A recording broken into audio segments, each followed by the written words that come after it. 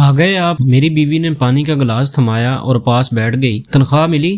یہ سوال وہ اتنی جلدی کرنا نہیں چاہتی تھی مگر اندیشوں کی ماری ضبط نہ کر سکی۔ ہاں مل گئی، میں نے جواب دیا۔ دل ہی دل میں میں سوچ رہا تھا کہ پرائیویٹ سکول کی 10,000 تنخواہ میں سفید پوشی کی تار تار ہوتی چادر میں کہاں کہاں پیوند لگے گئے۔ سائرہ کی کالج کی فیس دینی ہے، فاطمہ کے سکول کی، اور میری بیوی کچھ دیر رکی، جیسے ضرورتوں کی چھوٹی بڑی گٹھڑیوں میں سے بڑی ضرورتوں کی گٹھڑیاں الگ کر رہی ہو۔ اور ہاں وہ سمینہ آپا کا ادھار بھی دینا ہے، تقاضا کر رہی تھی، کافی مہینے ہو گئے ہیں، اور وہ کریانے والے کا ادھار بھی، جو اب 10 روپے کی چیز بھی ادھار نہیں دیتا۔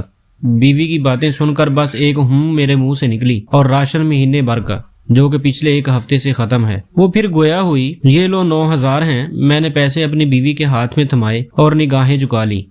صابر و شاکر بیوی جانتی تھی یہ قلیل رقم ناکافی ہے، نہ جانے مہینہ بھر کن کن خواہشوں کا گلا گھونٹنا پڑے، مگر لبوں سے کچھ نہ کہا، بسم اللہ کہہ کر رقم لے لی، جیسے ڈوبتے کو تنکے کا سہارا ہاتھ لگا ہو۔ بچوں کو باپ کی آمد کا پتہ لگا تو میری چھوٹی بیٹی بھی میرے پاس آ کر بیٹھ گئی۔ گھر میں مجھے اپنے اگر بے پناہ خوشی ملتی تھی تو اپنی ان معصوم چھوٹی بیٹیوں کی، بابا بابا کہتے ہوئے جب مجھ سے لپٹ جاتی تھی۔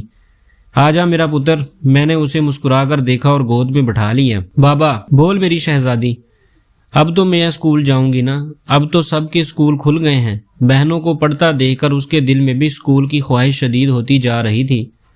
ہاں بیٹا، اب آپ کا داخلہ پکا۔ کب؟ میں چپ ہو گیا، جیسے زبان کو تالا لگ گیا ہو۔ اس کب کا جواب میں مہینوں سے نہیں دے پا رہا تھا۔ پچھلی دونوں عیدوں پر اس معصوم بیٹی کے پرانے کپڑوں میں عید گزارنے اور اس کی نئے کپڑے لینے کی ضد نے کلیجہ چھلنی کر دیا تھا۔ بچیوں کے کپڑے لینا تو دور کی بات، ان کو چوڑیاں دلوانے تک کی استطاعت نہیں تھی۔ میں نے آنسوؤں کو بمشکل ضبط کیا اور جیب سے 1000 کا نوٹ نکالا اور کہا، دیکھ یہ ہے نا، اب تیرا داخلہ بھی ہو جائے گا۔ میں نے اسے بہلانے کی کوشش کی۔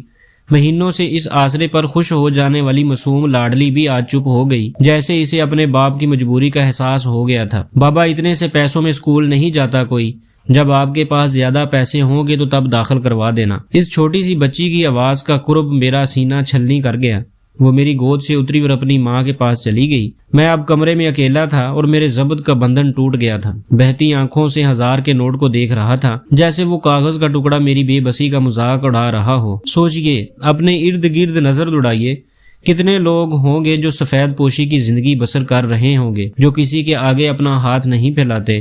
ان کی مدد کیجئے۔